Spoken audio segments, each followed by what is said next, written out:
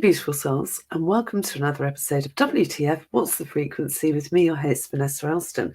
Now, this week I've got an absolute brain box on the show, Jim Marshall. He is a polymathic scholar, and he has come up with a new system called SEPTEMICS that is based in natural laws that continue to present the same outcomes all the time. He has created this system, this new law, if you will, this and a book. Oh, bollocks, this is terrible. Okay, start again. What has he done?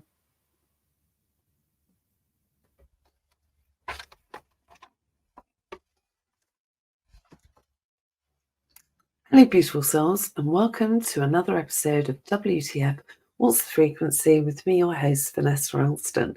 Now, this week, I've got a real brain box on the show, a genius, in fact. This is a man who has studied polymathics for over 50,000 hours. He is a child genius, really, and I'm just going to get my list to make sure I cover everything, because his areas of expertise include psychology, physiology, theology, science, engineering, mathematics, law, literature, history, metaphysics, military science, political science, physical science, education and music. And there's more on top of that, but that's just his sort of headline subjects.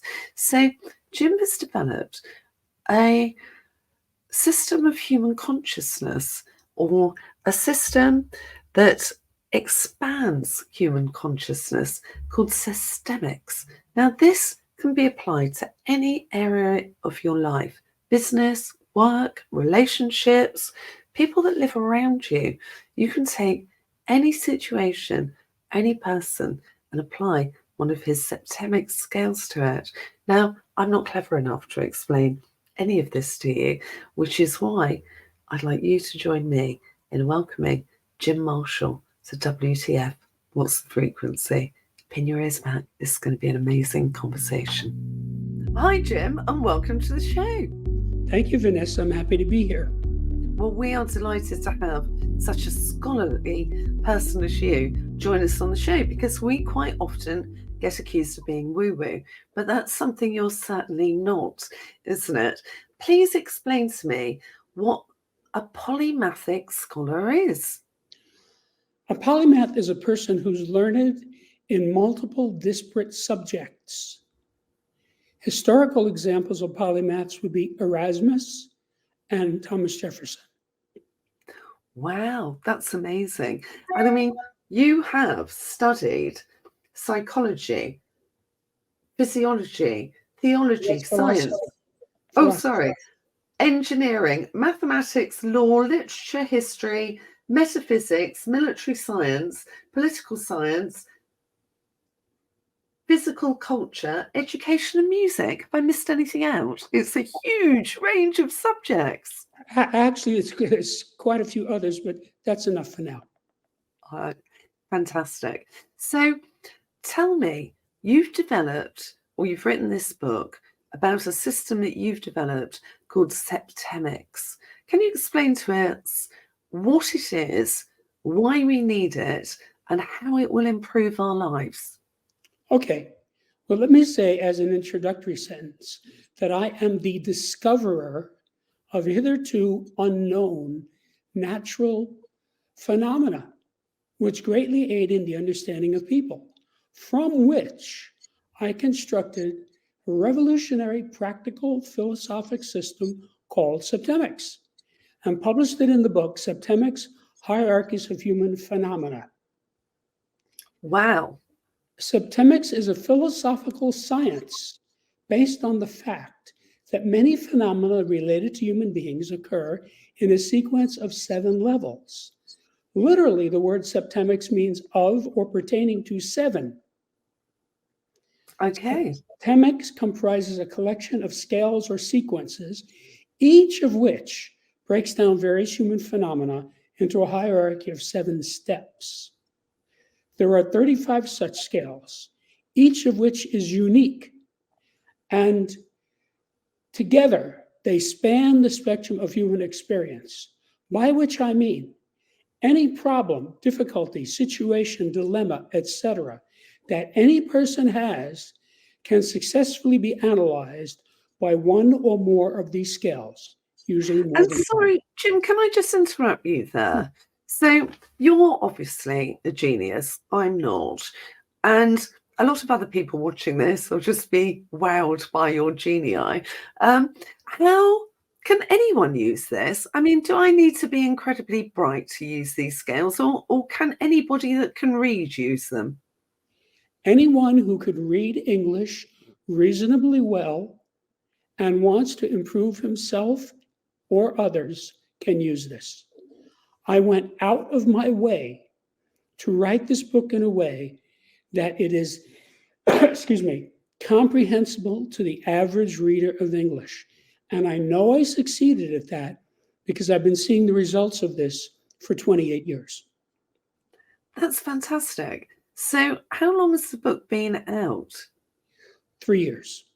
3 years. And this is 28 years of putting it into practice before you wrote it. Is that correct? And Well, you're no, let me correct you. The first version of it was completed in December of 95. okay. So that's 28 years ago. So people have been reading this and absorbing it and responding to it for 28 years. So I have all this feedback, which I used experimentally to verify my hypotheses over and over and over and over with rewrites. Write it, rewrite it, release it, rewrite it, release it. And in a limited way, so that it was under my control, so that, I was essentially beta testing it redundantly over a 25-year period.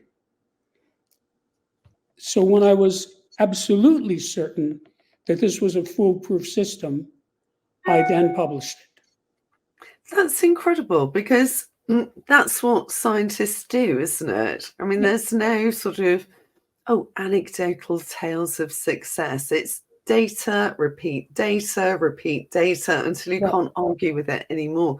And, you've devoted over 50,000 hours to this, haven't you? Overall, not only the book, but all the work that I did that led me to the discovery of the book is over 50,000 hours. Yes. That's incredible. So, just so our viewers can get their heads around this, because it is quite a difficult subject, can we relate it to something that most people do? So, for instance, say I was with my business, I was going in to pitch it to some investors to get a big chunk of money out of them. Could I use this system to make sure that I got the best out of that situation and I performed to my best ability? Most definitely. There are many ways that you could use it in that context. In the first place, you could spot the level or the levels of these people on various scales, and then you know exactly who they are. That's That is really what this, interesting. that is what this is for. You could Well, also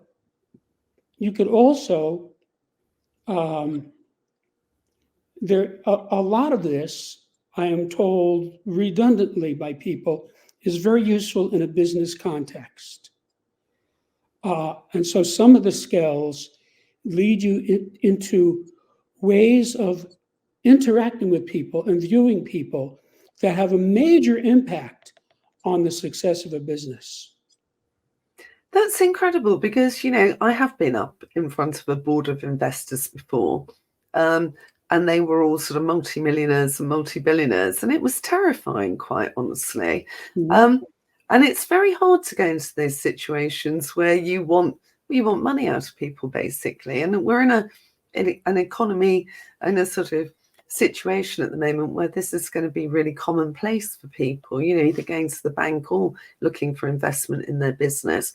How would it make me, how could I measure myself with it to make sure so I've sussed everybody else out and now I know how to speak to them or who they are and what I'm guessing will trigger words, etc., perhaps, or ways of describing things that will light their imagination or their enthusiasm. How can I use it to really calm myself down and put myself in the best place to present my business to the best of my possible abilities and to make it look wonderful?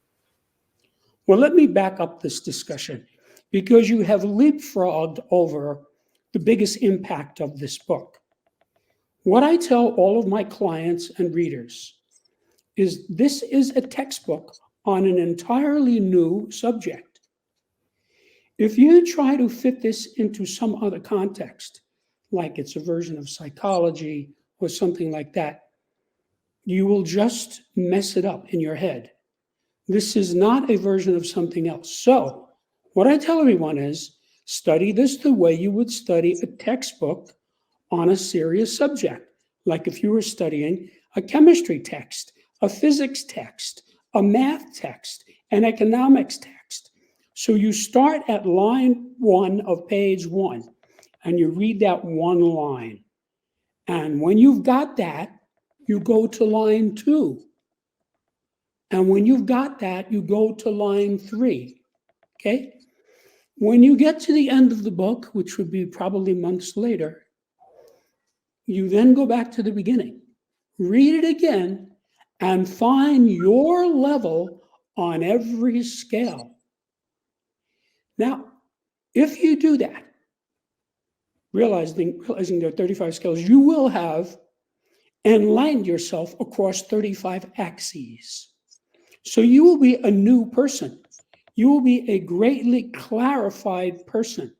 You will know who you are, what you're about, what your strengths are, what your weaknesses are, where you're going, how you're going to get there, et cetera, et cetera, et cetera, et cetera, for yourself. Now, this is before you ever made an attempt to use it on other people.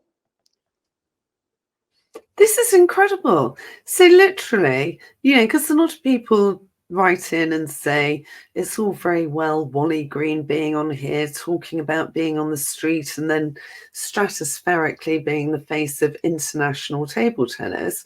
That's a 1 in a million. But what you're saying is anybody, no matter where they are in life, providing they can read the English language, can, from wherever they are, move to wherever they want to be by finding out where they are on each step and finding out what they need to do to get to the next step. And by reading and keep reading, it's like a manual of improvement all the time. As soon as you understand one level, you can go to the next level. Is that right? Exactly. And let me give you some other dimensions of that to tell you, to encourage you. First of all, there is most definitely a snowball effect in this book, meaning the more you use it, the better you get at using it. Therefore, you use it more, and the better you get at using it. So there is a virtuous circle here where you're just expanding upward at an ever-increasing rate as a direct result of using the book. And I'll tell you how that works. The basic underlying phenomenon in this book is insight. It requires some insight to use it, but it also develops insight. And this is in a very specific way. Every time that you correctly spot a level, whether it's for yourself or for another, you have a realization, or you might say an epiphany. You say, that's what's going on here. Now I understand why I can't get along with Fred.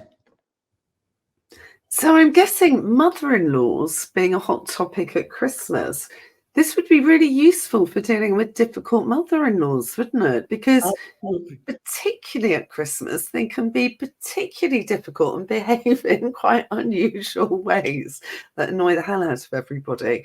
So I could use this on, I don't have an irritating mother-in-law, but if I did, I could use this to understand her and to perhaps communicate better and get to a better point in our relationship. Yes. But even if you don't have a mother-in-law, you have somebody in your life who's irritating to you or giving you difficulty or you don't understand or you don't approve of or something like that. And you can analyze this person across these 35 scales and get a deep understanding of exactly who this person is. And remember, every time you correctly spot a person on any scale, you have an epiphany. You say, oh, I see. That's why Mary and Joe can't get along. It's because of this. So it would be like Mary and John don't get along because maybe she's on scale 2 and he's on scale 7. So he's, this is about evolved consciousness, really, isn't it? If you're talking about insight. So would it be that he's a bit more awake or a bit more aware than she is if she's just on level 2? Would that be fair to say? So you would have to alter the way you talk about things to Mary, but maybe because he's on level 7, you could speak more quickly or you could pack more data into the conversation. That is the general idea, but it's much more specific than that. For example, there's a scale of motivation. It's extremely valuable to know someone's motivation. It is. I mean, when I had my fit out business, it was really valuable for me to know who actually wanted more money and who wanted more time off and what their values around that were. And when we started structuring pay scales to give people what they wanted, so that there was a real what's in it for them that actually had some resonance with them, we had a really loyal team and really, really low turnover of staff. Right. Because you see, because this is about insight, every time you use it, you improve your insight. You understand what's going on with this person. And then when you know what level the person is at, then you can help the person move up to the next level. Now, I hasten to add, never tell any living person the level of any other living person on any scale. Never. It's counterproductive and it's unethical. And also, Because sorry, after you. if this is not hard to use, and I can give you many anecdotes to demonstrate that. You give the person the material and he looks at it and he himself will have an epiphany. He'll say, oh yeah, now I see why I drink too much. It's right here, see? And Well, that even gives you, something like drinking too much or eating too much will be explained in the book. That's incredible. yes. I'd spend time getting to the root of why people do these things, but you're saying they could just look it up in your book. And the reason I'm a heroin addict is, or the reason I drink too much is, or the reason I can't stop smoking is, can all be looked at in your book. That's incredible. Really interesting. Yes, the only thing I would entertain as a caveat is it's not the reason, because there are usually multiple reasons. I worked with clients for 40 years, and I always found when there was a major problem, there were multiple contributing problems. I mean, the guy comes in complaining about his wife, right? But then you find out all the problems he had with his mother, and they sort of underpin that. And then you find out about all the problems he had with his previous girlfriends. You see? So it's not it's a. Oh, So you take the support bit by bit. No, thank you for correcting me, because you are absolutely right. It's never just one thing. I was just sort of simplifying things, but it's important to point that out. So I'm finding this fascinating that I can literally apply it to pitching to millionaires 1 minute and apply it to the reason I don't get on with my mother-in-law the next, and then the reason I can't give up smoking as well. I mean, that's quite incredible. So Yes. how did you come up with this? I mean, I know you're a very clever man, but did you wake up one morning and just think, I've got to develop this? How did it come about? Well, really, the story starts at age 16 when I was accepted into an elite engineering school. Now, at that time, I thought, like all the other students, that I was going to be engineering physical things, such as electrons or airfoils or motors or gears or chemicals. But by the time I had my bachelor's degree, it was clear that I wanted to engineer the human psyche. Wow, that's a really big, that's something most people would shy away from. And you were just totally focused on that's what you wanted to do. And I like that, Yes, human engineer. because that is the area of greatest unknown, of greatest mystery, and the area where we as a race are failing miserably. Oh, I couldn't agree more. 95% of the problems in industrialized society are because people don't understand people, don't understand the spouse, don't understand the son, don't understand the boss, don't understand the next door neighbor, don't understand the president or the prime minister. Okay? And this book solves that thoroughly across 35 axes. Wow. So to make a long story short, I had a long career as a human development engineer, using engineering principles and techniques to assist people one-on-one, hundreds of people of every description, for cumulatively many thousands of hours. Now, I started to notice, actually fairly early on, that I could predict the outcome of the session. And I did not tell this to anyone, but I made notes. Oh. And as the decades rolled by, I had more and more notes.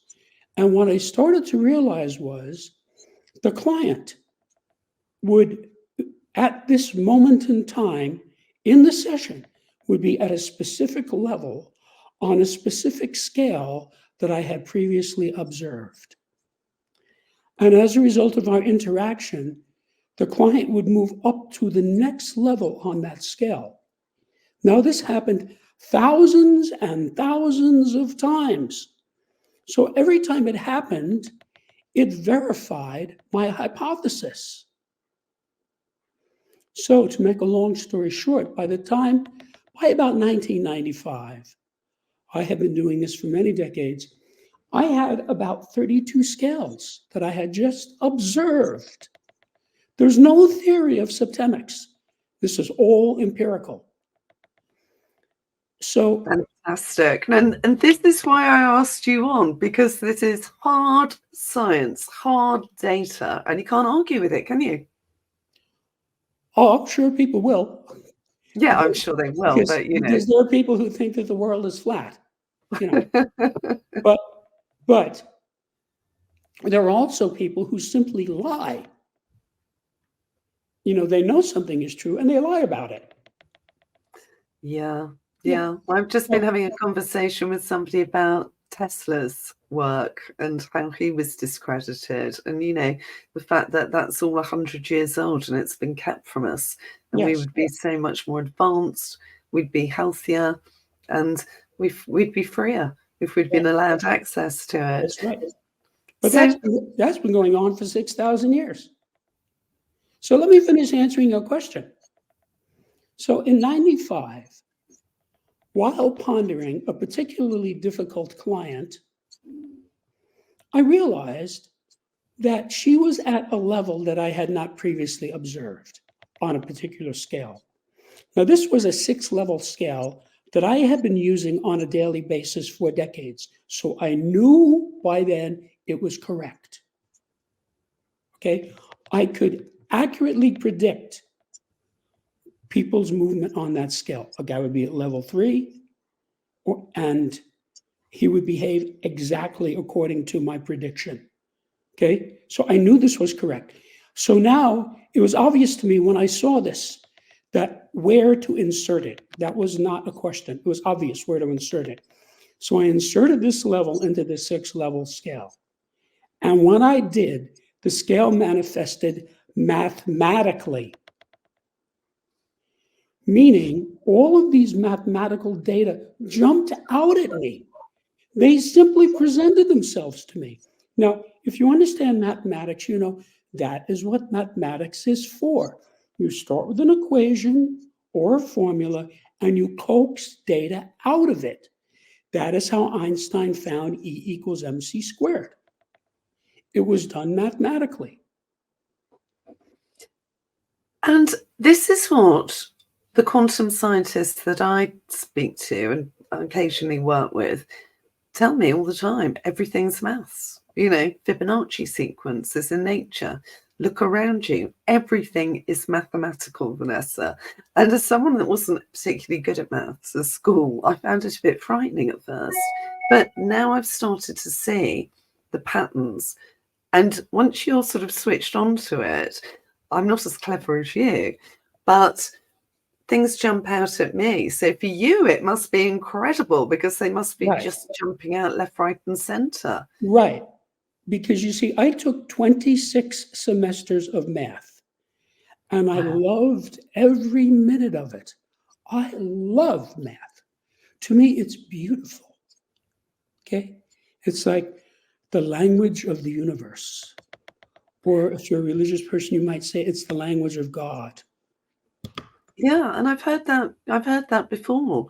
You know, and I heard Gail and Gregory Hoeg on talking about sacred geometry and how it appears everywhere. You know, we'll see it in churches, but we'll also see it in nature. And when we harness it, there's all sorts of incredible benefits at a conscious level. So what is your intention with this book? Because it's let me finish answering your question. Oh, I didn't finish answering your question yet. So when I saw that this particular scale was replete with mathematics, I said, whoa, I don't know what this is, but I found something here. Because whatever this is, it's natural law. Because anything that has mathematics embedded in it is natural law. Like, for example, as you mentioned, the Fibonacci sequence. So then my next thought was, I wonder how many of these other scales are actually 7-level scales that had not been developed all the way because I wasn't developing anything. I was just helping my clients and making notes. So then I thought, let me take a look at this. So knowing what I was looking for, I studied all of the other scales. And because I knew what I was looking for in a short period of time, they all went to 7 levels. And as each scale did, it manifested mathematically. The mathematics in it were right there in front of me. Okay, this happened 32 times. So I now had 32 scales that I knew were natural law. So then I thought... Sorry, can I just for our viewers, can you just explain natural law? Okay, well, for example, Newton's 3 laws of motion, that's natural law. The periodic table of elements from Dmitri Mendeleev, it's natural law. Okay, the area of a circle is natural law. The Pythagorean theorem, it's natural law. So, okay, so that's what mathematics and science are about. So then I said, wait a minute. I could go from helping people by the hundreds, which is what I had been doing as a human development engineer, to helping people by the millions. If I put this in a book and get it out so people can use it. So then I said, okay, well, I'm going to have to write a book. So I spent the next 25 years writing the book. Because you have to realize, in order to do this, first I had to discover the phenomena, which, as I said, was largely done by 95, although I did find 3 more scales as I was writing the book. Then I had to take this data and use it to construct a workable philosophic system. Now, you have to understand, as an engineer, I'm only interested in results and facts. Okay? To engineering, opinions and beliefs are irrelevant. So this has nothing to do with anybody's opinions or beliefs. No, I So think that's really, really important to underline so that people understand that there's nothing anecdotal in here. It's scientific data. right. I use the scientific method, I construct a hypothesis, and then because of my work, this hypothesis was verified again and again and again and again and again for decades. So then you have to realize I had the scales, but that's not enough to create a workable philosophic science. Now, I talked about this 6-level scale, which I then inserted a 7th level into, which then manifested mathematically. That was the birth of SEPTEMICS, or at least the idea of SEPTEMICS, okay? Now, when that happened, this scale became a plane of data. In other words, it became a whole body of data. It wasn't just a sequence, 1, 2, 3, 4, 5, 6, 7. It was a whole body of data about that sequence. So I had all these realizations about that. Well, of course this works because this, and this is embedded in this, and this interlocks with this. It was all right there. So then I had to develop what you might call the axis of every scale. In other words, what is this scale measuring? So you have a yardstick, right? It measures inches, okay? So each of these scales is a yardstick for your usage. So I had to know, what are we measuring here? That was not easy to get. So I had to reverse engineer it out of the scale. And in many cases, it took decades to figure that out. For example, the scale of equanimity, it only became called the scale of equanimity after I had it for almost 20 years. I didn't have a deep enough understanding to realize that that's what it was measuring. And just for anybody that, isn't particularly well read or is dyslexic like me, what does equanimity mean? Well, it means that you have an even mind. Okay. An equanimitous person is calm, not easily disturbed. A person who is easily interbulated, you say boo and they get upset, that person is low on that scale. So we all start on that scale at level 7. So level 7 is called infantileness. So if you have a baby and you say boo, it cries, right? Because it's an infant. Now, as a person develops, you expect them to move up the scale. Not everybody moves up equally. Sometimes you find a guy who's 30 years old, he still acts like a teenager. I know. Okay? We've all encountered that. Low on the scale of equanimity.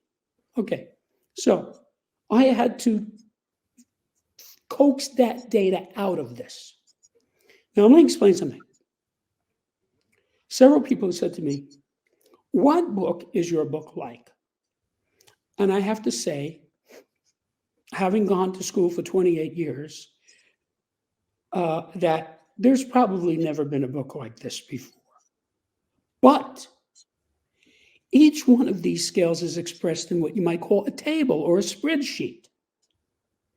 And that table is similar to the periodic table of elements. So sorry, because you are melting my brain here. So this is like a periodic table of how you feel about something, how you act in certain situations, and you can measure everything against that. So it would be like working out the quality of gold, for instance. Well, I don't think you I think you're somewhat mischaracterizing it, but I can explain this to you very succinctly Or by if you telling could, you because that, it is, I'm finding this a bit difficult to yes, let me tell absorb, and you, I'm sure other people are as well. let me tell you the names of the 35 scales, because then you will know exactly what subject matter is covered. And you see, each of these scales is in a table, and that table is a periodic table for the corresponding subject. So now let me tell you what the corresponding subjects are, okay? And you'll see that I have covered human phenomena, okay? So 24 are what I call individual scales, meaning they apply primarily to an individual, and 11 of them are group scales. They apply primarily to groups. So these are the individual scales. The scale of basic purposes, the scale of personal influence, the scale of choice, the scale of permeation, the scale of thought, the scale of identity, the scale of evaluation, the scale of motivation, the scale of control, the scale of stopping, the scale of scholarship, the scale of literacy, the scale of human ability, the scale of memory, the scale of spiritual identity, the scale of mental deletion, the scale of aberration, the scale of physical fitness, the scale of justification, the scale of belief, the scale of equanimity, the scale of attack, the scale of conflict, and the scale of reaction. And these are the group scales. The scale of relationships, the scale of life spheres, the scale of government, the scale of civilization, the scale of survival, the scale of management, the scale of exchange, the scale of communication, the scale of allegiance, the scale of sexuality, and the scale of politics. Any one of these scales can dramatically improve the life of the reader by itself. Taken, Wow, toge- taken together, this is an earth-shaking discovery. it really sounds like that. I can't wait for I've ordered a copy and I can't wait for it to arrive actually, because, just the 10 minutes we had talking about this beforehand really whet my appetite for it. Right. And I think anybody that wants to improve themselves, this sounds like the handbook to really skyrocket all areas of your life, regardless of where you are right now. I can't wait to get my hands on it. It's going to be my handbook for the new year, super improvement. So we're coming to the end of our time together. What is your hope for this book, and how can it benefit mankind? What are your ambitions for it? I wrote this book to help people. I have had a lifetime of helping people. Even as a child, I was helping people. Each of these 35 scales provides the user with an infallible way of determining the salutariness or beneficialness of any group, individual, or activity. If the group, individual, or activity moves persons up these scales, it's beneficial or positive. If it moves them down, it's detrimental or negative. So you now have a yardstick to measure human affairs. More importantly, just finding out what level you or another person is at on any scale is by itself enlightening and beneficial. As I said, when you spot the level, you always have a realization. And This, finally, sorry, once you know the correct level of anyone, either yourself or another, on any scale, you can then improve that person by moving them up one level. This is of earth-shaking significance because I have solved the gradient problem. And let me tell you what I mean by that.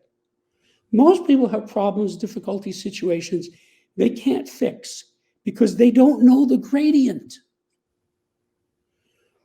I've worked as a trainer. If somebody came to me who was 100 pounds overweight and said, Jim, would you train me? I'd say, sure.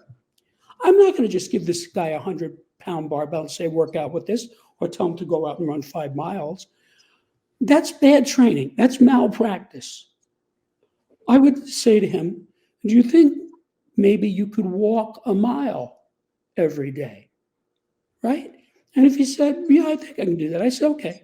So let's have you just walk a mile, and at the end of the week, we'll talk again. So at the end of the week, I say to him, how did you do? And he says, well, I can do this now. This has gotten easy. I'd say, great. Let's go to 2 miles a day. You see, I'm finding the gradient. That's what I did with all my clients. That is what this does. You pick up the person at the level he is at. You have to get that precise, and then you move him up to the next level. And that is something he can do. So if you are at level 4 and you make a serious effort, you will get to level 3. If you're at level 4 and you try to get to level 1 or 2, you will fail because it's too steep a gradient. You can't take a couch potato and make him an Olympic athlete. There are too many intervening levels. There's a half a dozen intervening. You can make him a normal person, right? That might take years, depending on what condition the guy is in. You see? So anytime a person has a problem, a dilemma, it's because he doesn't have enough knowledge. He lacks knowledge. I have used this datum with hundreds of clients. See, let's say a guy's getting audited by the IRS. He's an American. He's a nervous wreck. He can't sleep. He's drinking, right? He doesn't know. This guy has all kinds of unanswered questions. What are they going to ask him? What are they going to do to him? What should he say? What documentation should he present? You see? Now, when you spot these levels, you get knowledge. You say, oh, I see what my mother-in-law is doing. See? And then because you have knowledge, a problem goes away. Not maybe a big problem, not necessarily the whole problem, but some component of some problem will vanish at that moment because you understand. You see? So let's say you have a mother-in-law who wants to bring back Mussolini. Or like that, right? Now, if you look at the scale of choice, there is a level, okay, of people who want to bring back Mussolini or Hitler or Stalin or Pol Pot. That's where they are. And when you spot somebody at that level, then you understand what's going on with this person. You see? The light bulb goes on over your head. So you used the word skyrocket before. That's not a good word here because this is done gradiently. It's done bit by bit by bit by bit. So I have to explain there are general scales and specific scales. Now, with general scale, once you find your level, you're done. You can move up to the next level, but that's all. In a specific scale, it's context driven. So that means you can use that scale in innumerable times. So let's say the scale of motivation. You could say, what's my motivation toward my husband? What's my motivation toward my son? What's my motivation toward my mother-in-law? What's my motivation toward my boss? All right, and then you can say, what is my next door neighbor's motivation toward me? What is my Uncle Joe's motivation toward me? What is my Aunt Ruth's motivation toward me? See? So you could take that one scale, you could use it hundreds and hundreds of times, and you could completely change your life just by using that one scale, because once you know the motivation of all the people around you, you know what's going on. And you can make sure that your interactions with them, and even down to the words that you use, are aimed at their motivation.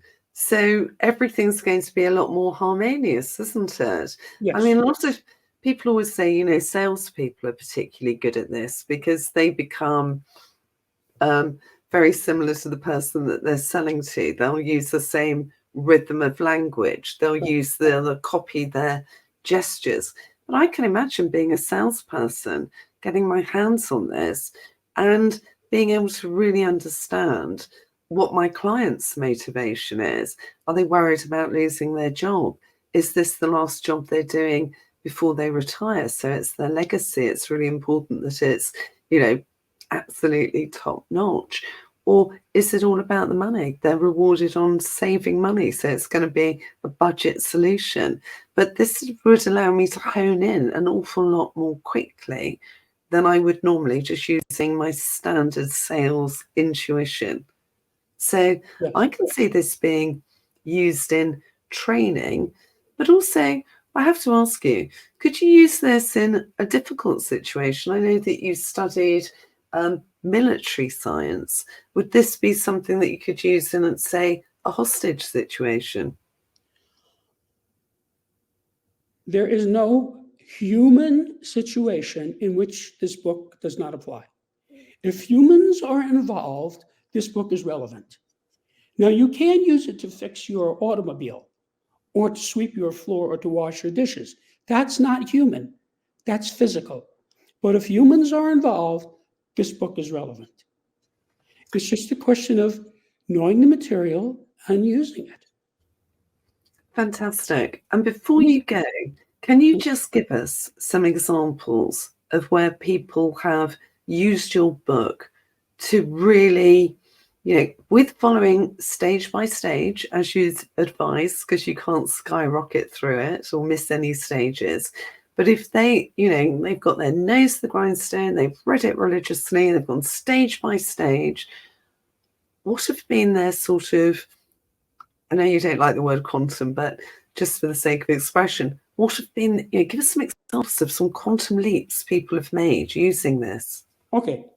So rather than talking about real people, because that gets into the divulging things, and I'm not going to do that, I'm going to give you examples to make this crystal clear. Let's say a guy's dating a girl, right? They're talking about getting married.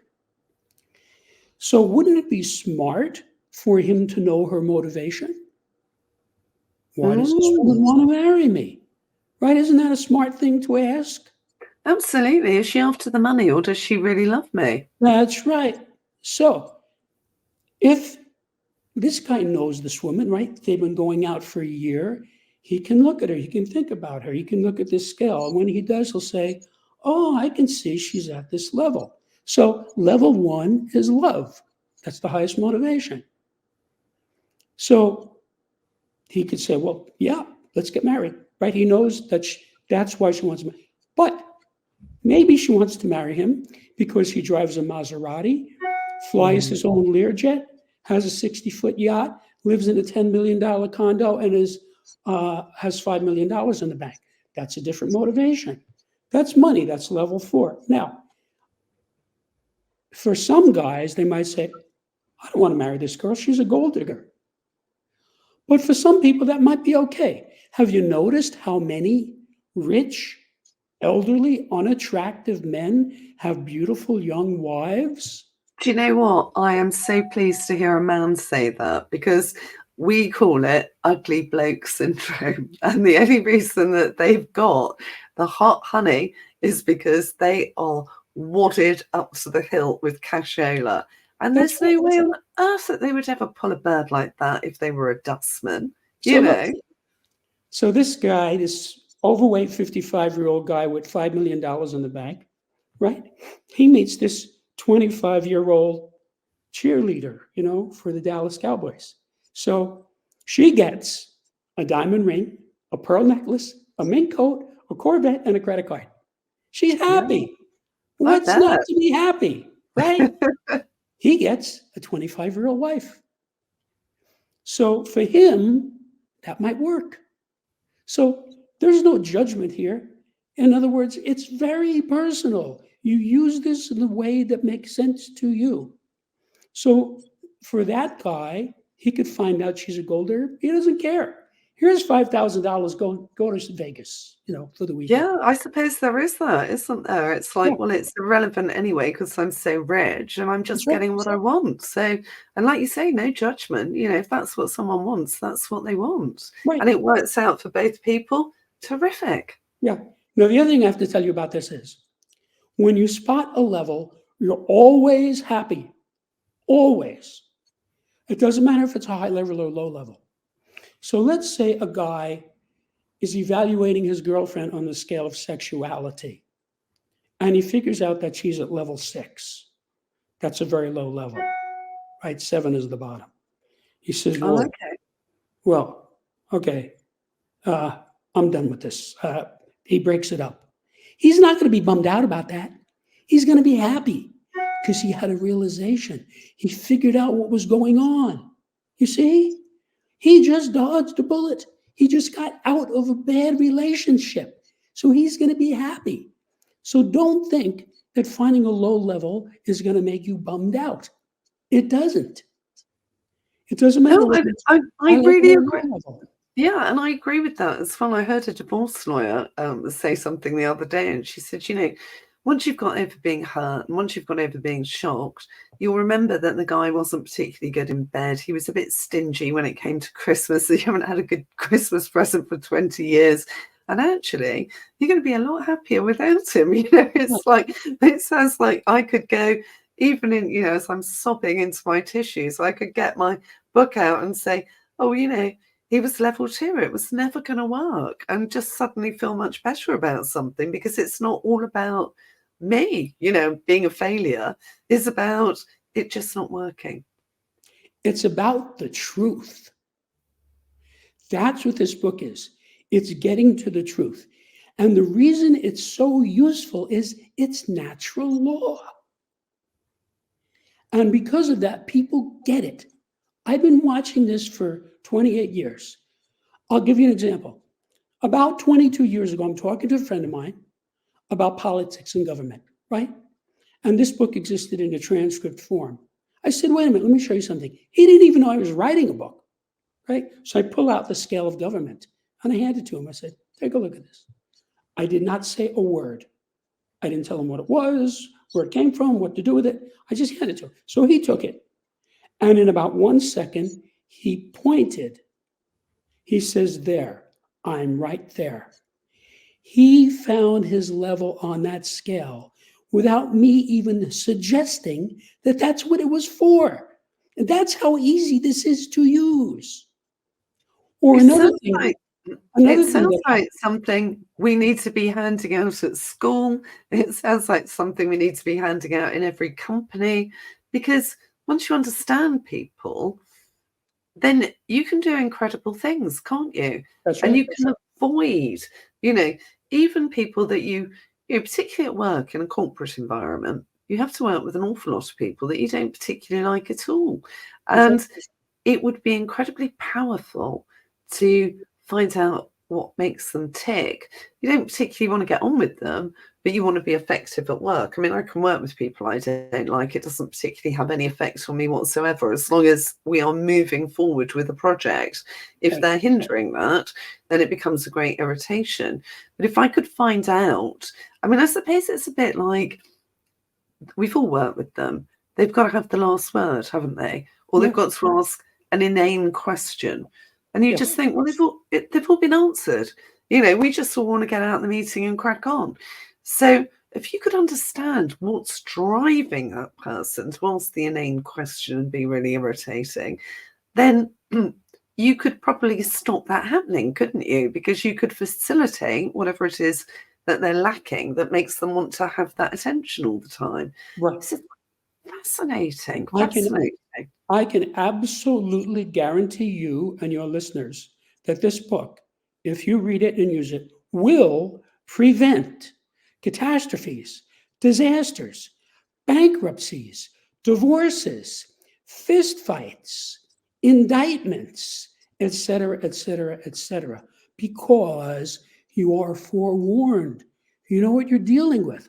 I run into people all the time and I say, oh, this guy's a downscale person.